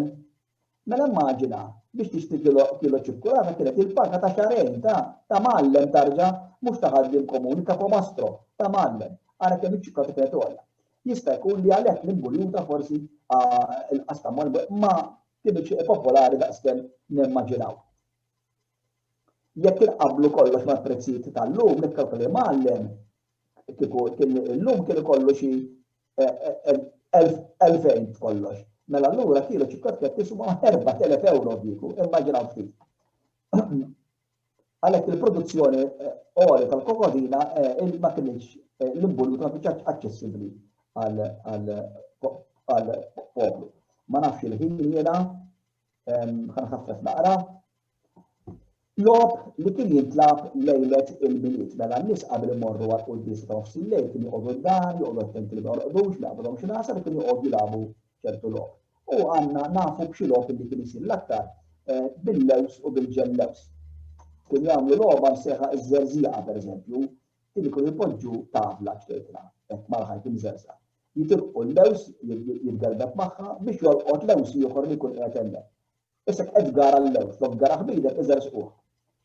Kien hemm ukoll jisew intekkuh, dik kienet logħba jpoġġu solt malħajt u jgaraw il-lews. Sewwa għalih. Min jolqtu kien jieħu s-solt u dak li jkun poġġa s-solt jieħu l-lews illi jkunu garaw. Ma nafx min kien ikun jaqbilu l-aktar minnhom insomma. Iċ-ċippitati logħba kienet popolari man-nisa u mal-bniedem. Idawru il-ċippitatu kulħadd joħroġ il-lewża u min iġib in-numru 6 jieħu l-lews li jkun hemm. Dak kienu biex jedew qabel ma jmorru qudiesa ta' nofs il-lejl. Issa fl-aħħar nett ħanżid ftit kursitajiet hawnhekk. Mela din is-sibta fil-Malti għandkom il-sena metu jirrakkonta Patri Mikiel f'Sadni. Li jgħid li lejlet il-milied tal-1603 erba' żgħażagħ daħlu fil-Knisja tal-Unzjata tal-Birku biex jieħdu sehem fit-tajb li kien isir qabel it-tliet qudiesijiet ta' nofs il-lejl. Imma dawn qabel daħlu l-Knisja għadu jgħaddu l-ħin idur it-triqat jxorbu u kantaw.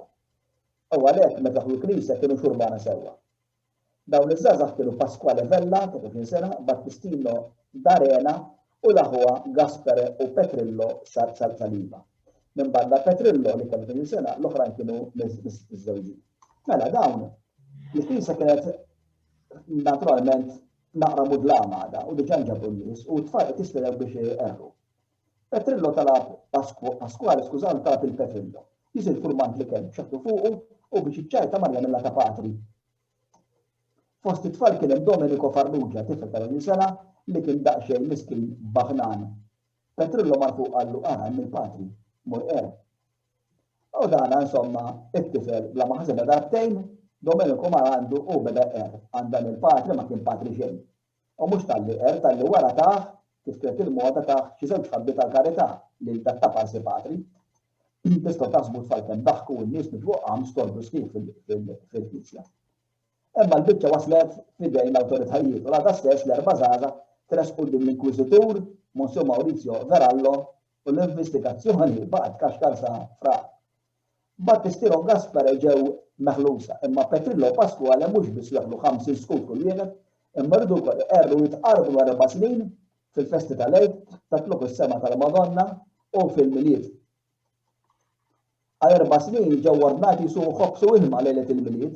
Petrillo rrid ukoll imur sal-Knisja tal-Madonna tad-Grazja ħaż-Żabbar. Liebes ta' fratel, ħafi u jagħti bis-sawt matul it-triq kollha. Ġifieri jidher ċalli biċċajta aqqas damet mill-Milied sa San Stefnu pattewa qares.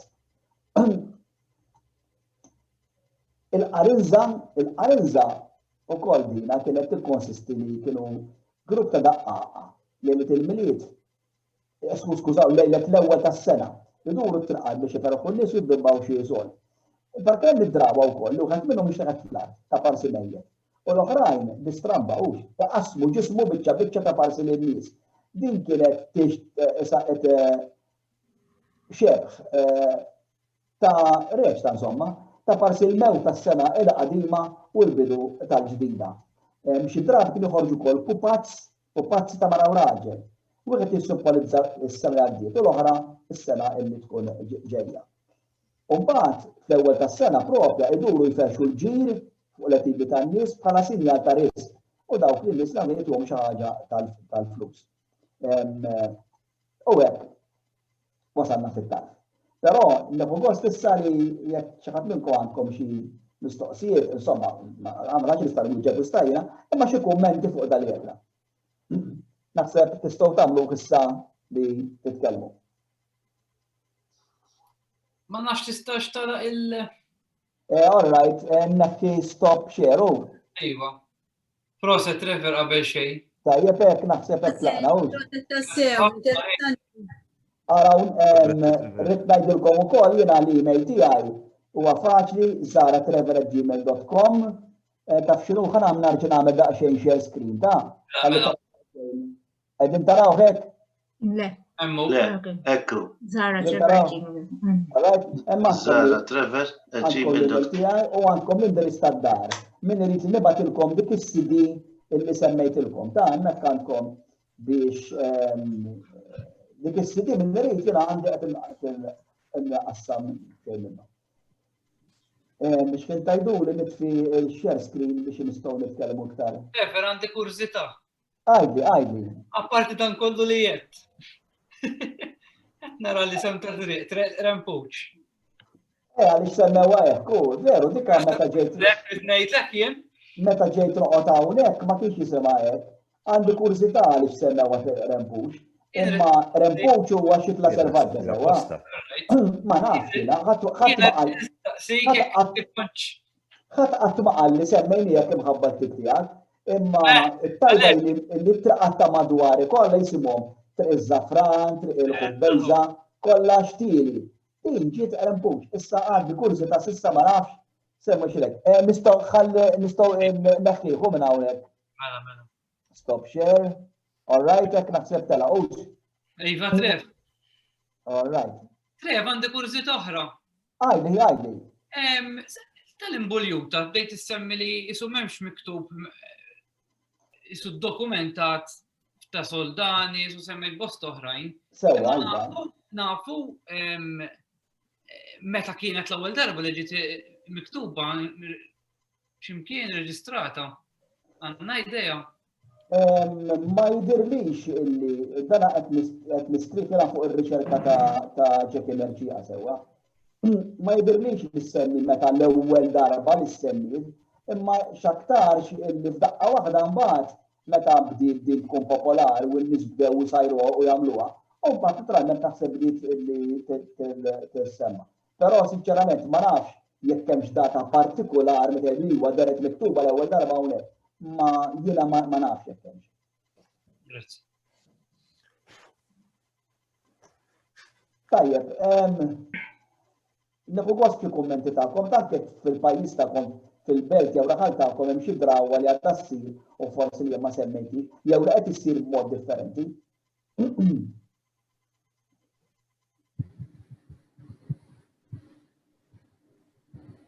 Meta tkellim fuq il-presepju, ukoll rid ngħid illi tal-mużew għamlu ħafna ġid biex jippopolarizzaw il-presepju. Fil-fatt niftakar ma nafx ituhom grotta bil-bambin kienu. U tal-mużew kienu jagħmlu s-sena kollha ġi jaħdmu tal-grotti, jagħmlu l-bambini tal-xema. Jiġifieri mhux biss il-proċessjoni, Dun George il-Milied għalih kien għażiż ħafna. Fil-fatt il-motto verbu bekar faktu mest, mhux hekk li bentalla sar bniedem, il-Milied. U l-mużew għamlu ħafna ġid u għadhom jagħmlu ħafna ġid. Infatti Trevor biex inkompli ma li għattejt inti, għax jien għamilt sa 23 sena fil-mużew, ġifieri niftakar li għattejt sewwa. Taf aktar minn niskur fuq din. Ekku, fil-fatt wara rasi għaw din l-istatwetta. Għax huma kif għattejt inti kienu jagħtu dik il-grotta speċjalment li tfal iż-żgħar. Konna jgħidulhom tal-ewwel shift, ġifieri qabel il-Griżma. U l-kbar mill-Griżma l-hemm mbagħad kienu jingħataw xi tip ta' premju ieħor relatat mal-Milied, jew xi statwetta, jew xi bambin, u ħafna drabi min kien jattendi l-iktar pereżempju fix-xahar ta' Deċembru jew ċertu żmien forsi matul l-avvent. Kien jieħu rassenja ġifieri prefett kuljum u min jattendi l-iktar imur jażel l-ewwel imbagħad. Mill-premjiet biex jisu jieħu dritta li jkollu l-isbaħ premju li jippreferi hu. Niftakara wkoll. Mhux veru. Jiena ħadu tiegħi il-bambin. Anki, għod ħattu darba. ħadu. Mux jiena tal-bniet. Jiena qatt ma kont fil-mużew, għax jiena kont immur l-azzjoni kattolika dik. Kienet differenti. Kienet differenti imma kellna Id-Drawwiet jixbu ħafna lil tal-mużew. Imma jiena għandi rispett enormi lejn tal-mużew. Għaliex apparti ġifieri ninsew ftit tal-issa il-lat spiritwali li huwa l-qofol tal-mużew. Imma kulturalment inħoss li l-mużew jagħmel ħafna ġid. Anki forsi indirettament, biċċa tal-Milied, jiena ngħid li kieku Dun George ma għamel xejn u għamel dil-proċessjoni illi tant saret karatteristika tagħna diġà kien ikun għamel ħafna għall-kultura tagħna. Trevor. Min ixċert jekk ma jridlix li semmejt il-tradizzjoni propju tal-bambin, tal-istatwa tal-bambin. U l-maxtura, u għaw minn il-libbisom, u għaw minn ipoġġjom bil-qeda, u għaw minn ikun ġol maxtura bil-tiben, u għaw minn jgħamillu il-kappot taħmar fuq, għaseb tradizzjoni twila u koll dik. Għandek raġun. Dika fil-fatt Fiona Vella fil-ktieb li semmejt għandha parti ħad titkellem anke fuq il-Mużew tal-Bambini li kif tafu intom bil-Kirkara hemm il-Mużew tal-Bambini, Mużew sabiħ immens. Dik ħallejta barra, il-verità, meta bdejt narax ħanneħħi barra, billi tkellim fuq il-pastur, qed ħanħallija fil-barra. Ekku. Biex teċax tażel. Imma dik hija tradizzjoni u l-istess il-bambini għandna ħafna tipi ta' bambini differenti. Għandna dawk kif qed tajt il-libsin, il-bambin li qiegħda fuq il-blati jiftaħ il-eħek bil-eħek miftuħin u aktar xkien ikollu żewġ naġġiet żgħar taħtu. Il-bambin li qiegħed mindut u ġili bidu taħtra, bidu taħtu, ġili. U mbagħad hemm bambin u martistiċi mesem xi ħud tal-injam, jiġifieri skolpiti, mhux magħmulin bil-forma, tifhem. Dak huwa dik hija qasam li ma tħallx fih jiena forsi messni aċċennajt għalih. Imma kif għattilkom rid nażel. X'imkien tittaqtaw? Tittaqta x'imkien hekk. Kien hemm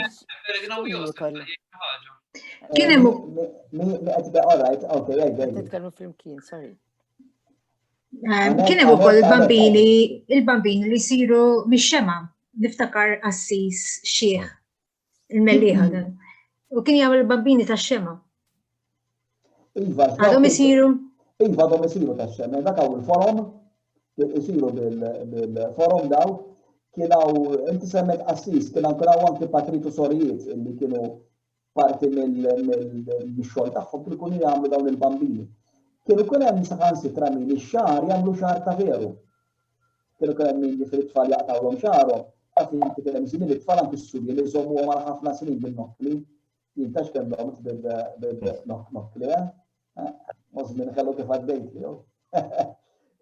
U kienu meta jaqtawlhom xaharhom iżommu ħafna drabi biex jagħmlu dawn il-bambini. Isa parrokka ġifieri. Dina kienet tradizzjoni oħra ta' xema u għadha ssira. L-ikel ma naħsibx li x'kienu jieklu ġifieri il-Maltin fil-Milied. Ħanajlek ġodi l-Erċieqa issemmi ħafna illi meta id-Dundjan daħal tard f'Malta, id-Dundjan daħluh l-Ingliżi l-iktar.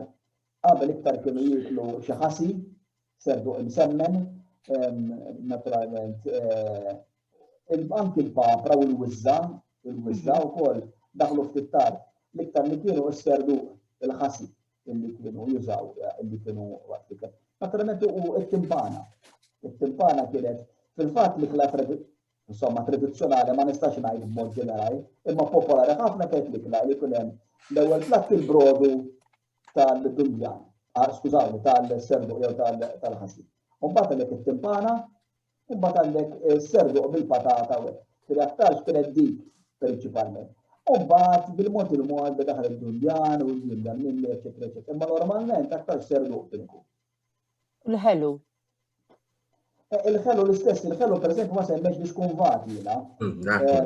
L-iskunvat kienu kol mamul u għaxelu raf ħafna, ta' jifrikunu għaġina moqlija, kun jamluwa l-għaġina strisċi, jobormuwa, jamluwa s-sagari gore, jaqluwa fil-żejt, u mbagħad kif kun skuna jixtu fuqa laser, ifarku ċikkulata fuqa, u jamluwa isa bħal-prinjolata, isa piramida. Piramida. U l-iskunvat kien popolari ħafna. Din il-riċetta qiegħda f'rigal tal-Milied, u x'hekk? Iva, fil-kodba tiegħi rigal tal-Milied u naħseb anke f'ħolm tal-Milied jidher li waqt li qed nirrakkonta l-istorja naħseb semmejt indirettament ir-riċetta. Ma ninsewx dari il-familji dari li l-ħelu jagħmlu huma kienu. Niftakar anke fit-tfuliti. Fit-tfuliti qed ngħidu il-ħamsinijiet. Ma niftakarna qatt immorru film li nixtru ħelu. Il-ħelu dejjem kienet tagħmlu ommi, li fil-kek tal-Milied, il-pudina tal-Milied, kollox qed tagħmel ommi. Ma niftakarna qatt immorru nixtru ħelu lest. U l-familji ħafna drabi li jagħmlu l-ħelu huma.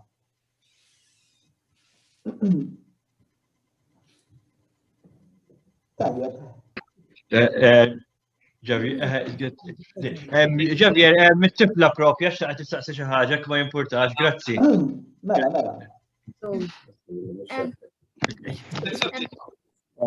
Hello. Għax għandna l-kamera bil-sara. Għarajt ma jimpurtax, Josef, u Josef? Iva. Hello. Inderba kon ġejt l-iskola tagħna f'xift service ilu. Liema skola? Birħir Kalla San Franġisk. Ok, żgur, mela.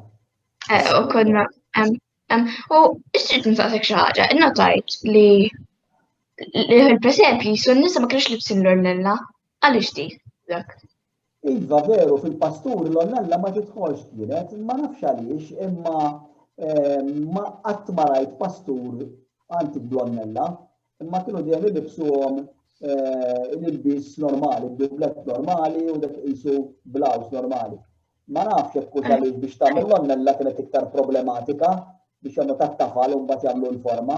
Jista' qed nivvintajjin ta' ma sibtam kien miktuba. Jista' jkun li forsi minħabba fek. Għax il-pastur kien ikun, jien niftakar nagħmluhom, il-forma kienet tkun biċtejn tal-profilolidi, għandek il-pastur maqsum kien ikun maqsum hekk min-naħa taw hekk. Għandek il-biċċa ta' quddiem ġol forma u l-biċċa ta' wara sewwa ġol forma. U din mbagħad il-forma tinqasam fit-tnejn u joħroġ il-pastur minnha. Issa, din jista' jkun l-ornella minħabba ċertu kurvaturi li kellha, naħseb li kienet tkun diffiċli biex jagħmluha. Narġa' ngħid din qed nimmaġina jiena. Però għandek raġun, veru, l-ornella pastur ma kien ikun hemm qatt mara l-ornella. U ħaġa oħra, jien nixtieq insir kittieba xi darba tal-Malti. Xi tibta għavi jisu. Jena natik il-parir li nagħti lil kulħadd il-kittieb irid jaqra. Kulħadd għandu bżonn jaqra, sewwa kulħadd, imma l-kittieb irid jaqra iktar. Jiena nħobb ngħidilhom, isna qed ngħidu fuq l-eżerċizzju fiżiku. Eżerċizzju fiżiku l-koll għandna bżonnu biex ngħixu ħajja b'saħħitha. Imma jekk inti atleta, jekk inti jinnaftra fil-futbol, jew hekk għandek bżonn eżerċizzju partikolari iktar minn ħadd ieħor. U l-istess il-kittieb. Jekk il-qari huwa bżonn jusal kulħadd, imma l-kittieb irid jaqra ħafna. U taqra mhux bil-Malti biss, taqra ġifieri b'kull lingwa li taf. Aktarx aħna lissa bl-Ingliż u bil-Malti sewwa. Aqra b'kull lingwa li taf. Imbagħad tajjeb li tesperimenta. tajjeb illi tikteb, il-kitba li tikteb urja l-ħaddieħor, ħu l-ideat tal-qraba tiegħek, tal-familja tiegħek, ta' ħbiebek, ismagħhom l-ideat li jtuk, il-kritika hija importanti ħafna. Il-kelma kritika kultant forsi min jibża minnha, jien nara l-iktar ħaġa importanti il-kritika tagħna. Il-kritika l-iktar ħaġa importanti illi bija qegħdin tisimgħuni? Il-kritika importanti ħafna għaliex tpoġġina lilna fit-triq it-tajba. Jekk xi ħadd jgħidlek isma' qed tosserva lek din ħaġa, ismagħhom u iżilha tajjeb. Imma fuq kollox intenni il-qari, il-kittieb jaqra ħafna. U ħajtu kollha ta' ara ma taħsbux jiena għadbis issa rrid naqra l-film kollu, importanti li tibqa' tara. U jalla l-qudiem tippubblika xi ħaġa, jalla, nawguralek. L-istrina. Grazzi ħafna, L-istrina u l-festa ta' Treve huma imorru lura tal-Milied jew ma aktar riċenti? L-istrina kienet popolari ħafna. Illum naħseb li tistaqsu jiena l-żgħażagħ l-istrina meta hi, naħseb jgħidulek l-għada tal-Milied. Għax mindu xarabank bdew jagħmlu l-ġabra u seħħu l-istrina. Imma l-istrina mhux hekk l-istrina hija l-ewwel tas-sena. Issa, tradizzjonalment, fil-Milied li tfal kituhom rigali, jiġifieri ta' xi ġugarelli, imma fl-istrina jagħtu flus. U dik kienet id-drawa. Fil-fatt kien ikollna karus, dak il-karus tal-forma ta' rummiena tal-tafal li biex impoġġu il-flus fih. U mbagħad biex toħroġ il-flus kissru kien ikollhom biss. Ma kienx ikoll ebda tafda, insomma. Imma ġifieri l-istrina kienet l-ewwel tas-sena, iż-żmien tal-flus. It-Trere kien l-eluq tal-festi. L-ewwel għattilkom il-festi sa' ta' frar, imma dawk il-festi liturġiċi tal-Knisja, il-festi popolari tal-poplu kienu sa' Trere. It-Trere kien żmien meta kienet tkun festa pubblika u jien tant kont nieħu gost biha niftakar għaliex kont ngħid sa' Trere jibqa' t-tiżjin tal-Milied kollu. Illum ħafna drabi l-għada tal-ewwel tas-sena, mhux kulħadd insomma ħafna nies jibdew żarmaw. Għax issa ma nredda fest oħra, daqshekk. Ma meta kellna Trere bħala festa pubblika, kienet sabiħa għax kienet il-final issa tal-ċelebrazzjonijiet tal-Milied. L-Italja akkada. U l-Italja akkada l-Befana u xejn. L-Italja jagħmlu la Befana u dakinhar. Żgur jagħmlu l-Italja popolari ħafna. U fil-presepju il-maġi kienu jitpoġġew dakinhar biss. Ma tafx kienu l-musi kellu il-maġi. Imma konna nżommuhom u nagħmluhom fit-Trere dakinhar il-presep ma kienx ikollu maġi fih. Ħlief dakinhar mbagħad impoġġu t-tliet setemmati. Kurżità. Il-rigali meta kienu jinfetħu jew meta kienu jingħataw lejlet il-Milied qabel il-Qudiesa wara l-Qudiesa ta' nofs il-lejl filgħodu. Il-biċċa l-kbira min ikun imur għall-Qudiesa wara l-Qudiesa l-biċċa l-kbira. Però mhux kulħadd kien imur sewwa għall-Qudiesa. Issa aħna qed ngħidu naħseb li fl-antik net, naħseb kulħadd kważi kien imur, imma bil-mod il-mod mhux kulħadd baqa' jmur. Min kien imur għall-Qudiesa wara l-Qudiesa, niftakarna niftħuhom wara l-Qudiesa. Itlaqa kont diġà kunna xfihom tax inkun nokor bilhom Amerikani nexkel. Ma insomma, min ma jkunx fuq Qudiesa jinfetħu l-għada filgħodu. Ir-rigali tal-Milied. Iva? Trevor, ġifieri ma kienux jagħtu l-istrina biss, fil-Milied xorta kienu jagħtu xi tip ta' oġġett jew tal-logħob xi ħaġa oħra. Issa fil-dan jiddependi għal ma sibilijiet qegħdin ngħidu sewwa. Jiena meta qed insemmilkom da qed nitkellem fuq tfuliti l-iktar. Fuq fl-antik net il-foqra net tinsewx jiġifieri ħammorru issa 300 sena il-bot jew iktar. Tinsewx kemm kien faqar. Ifrif tal-faqar kollu ma nimmaġinax li kien jagħtaw xi rigali ta' barra minn hawn. Naħseb kien jagħtu rigali wieħed u daqshekk. Imma jekk immorru jiġifieri wara l-gwerra, ħa nitkellmu minn wara l-gwerra sewwa.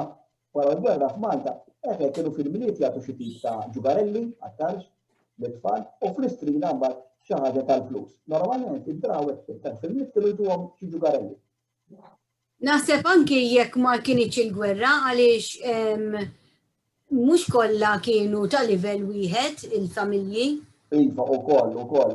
Għax aħna meta ngħidu l-poplu skont min, altru għandek it-tfal tal-professjonisti, ta' xi negozjanti, illi kienu jkunu x'iktar sinjuri għandu sa' din il-kelma. U altru tfal tal-ħaddiema u altru tfal mbagħad tal-fuqranet. Jiġifieri ma nistax npoġġu kulħadd steffa waħda u xejn. Imma bejn wieħed u ieħor id-drawwa kien hemm dik bejn wieħed ieħor. Grazzi. Niftakar ukoll ma semmejx imma apposta wkoll ma semmejx biex l-idea ta' Santa Claus ta' Father Christmas ukoll. Din l-istess jiġri f'Malta ilha ftit indaħlet, imma daħluha wkoll l-Ingliżi. Bħal drawwa li semmejtilkom tas-siġil tal-Milied u bħal Dudjan. Dara daħlu fi żmien l-Ingliżi. Tammin ngħidu wkoll li Santa Claus is-sura tiegħu inbidlet ħafna. Inbidlet immens. Għal-bidu kien jittinġa iktar isu kot twil sal-art, stampi tiegħu li madwar rasu kien ikollu isa kuruna tal-Hollies. Perugħat ieħor bħalma jisemmi Charles Dickens fi Christmas Carol meta jiddeskrivi The Ghost of Christmas Present.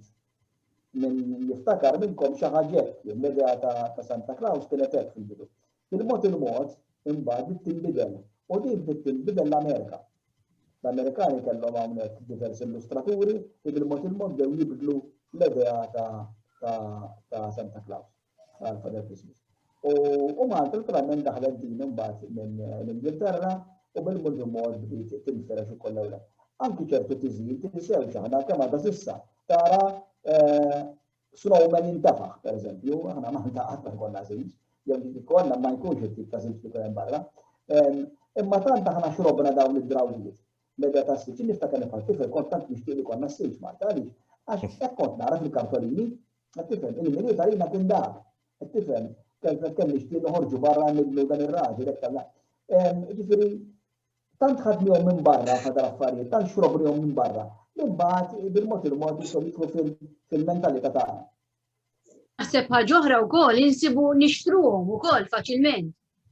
Ukoll il-kartolini, illum għall-grazza tagħna qed insibu kartolini tal-Milied bil-Malti u sbieħ, kartolini sbieħ. Saffitilu kont biex tixtieq bil-Malti u xi ħaġa terza klassi li illum għandna kartolini sbieħ immens bil-Malti. Il-ħasra il-kartolini qegħdin jenqatgħu minn dubben li bagħtu llum bl-email, bl-e-calls, jiena mill-żmien kontaġ biex kartolini u nħobb li bagħt illum.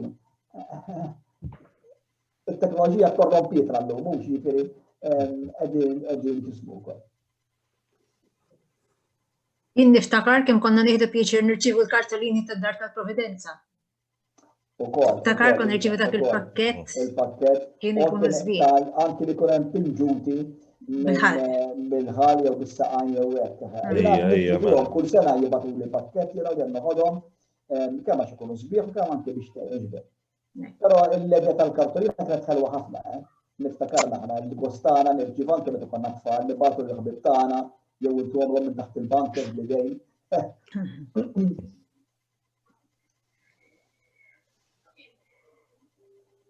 Tajjeb, Xaver, kif idejkom jiena nħalli, Xaver, inti il-dakux x'in sejħulek? Il-fattokum?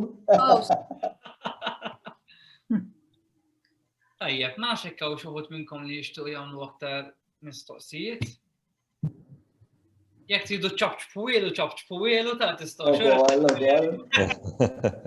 Grazzi lilkom, Grazzi u proset. Grazzi tal-informazzjoni.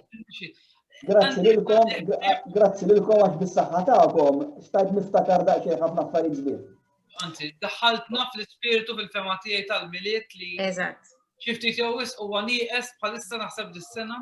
Issa għandi ħsieb nitkellem ma' daqsxejn ma' sħabi imma illi din it-taħdita ngħaddu għalilkom ukoll illi tlabtu li tkunu preżenti u anke forsi dawk li talbu li jkunu preżenti forsi telqu qabel jew daħlu tard. Ma setawx? Jew bil-wit transfer ta' bil-wit